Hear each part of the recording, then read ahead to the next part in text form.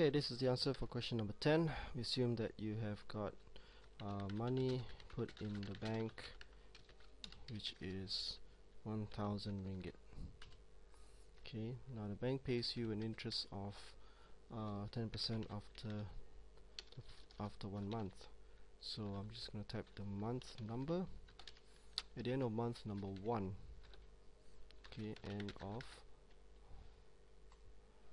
let's try that again, end of month number 1. Okay, now at the end of month number 1, how much interest earned is there? Let me just adjust this a little bit. Okay, let's put in the format.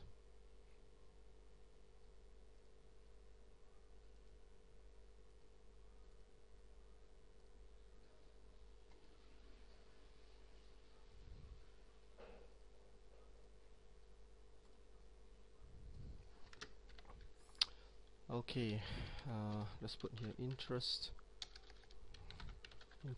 per month is 10%. So after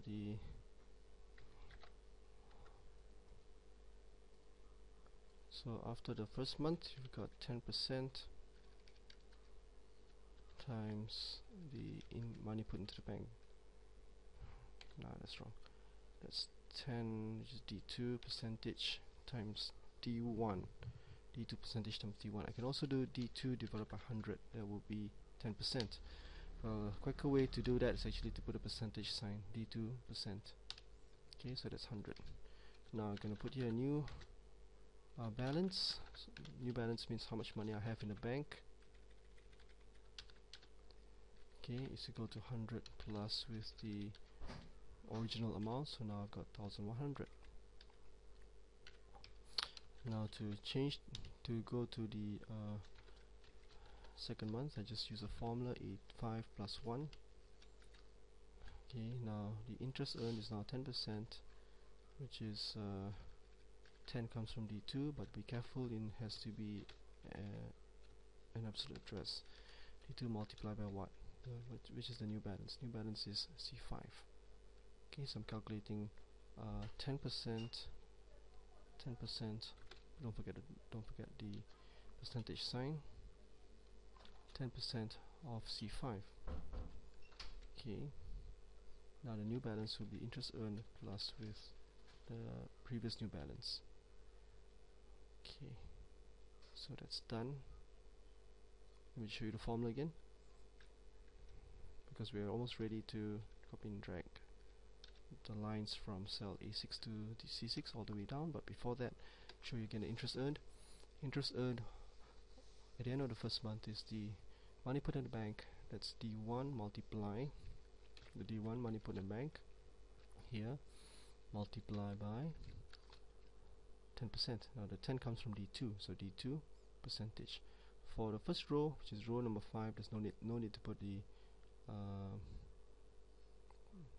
no need to make D2 an absolute address, because we're not going to copy cells A5 to C5 down. We're only going to do that for the cells in row 6. Okay, so this shows you 100, which is 10% of the 1,000. New balance is equal to the interest earned from the old balance plus with the old balance, or the original balance. That's 10%. The value which is in B5 plus with the original money put into the bank. Okay, now at the end of the second month, how we calculate the interest is, the interest has got to be based on the new balance. So what's the interest? It's 10%. D2, this value here, percentage means that we're converting that 10 to 10%. So that means 10%.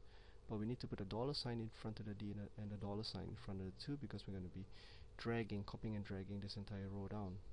Okay, row 6, I'm going to click and drag it down. So interest earned of what? 10% of what? 10% of the new balance, which is C5.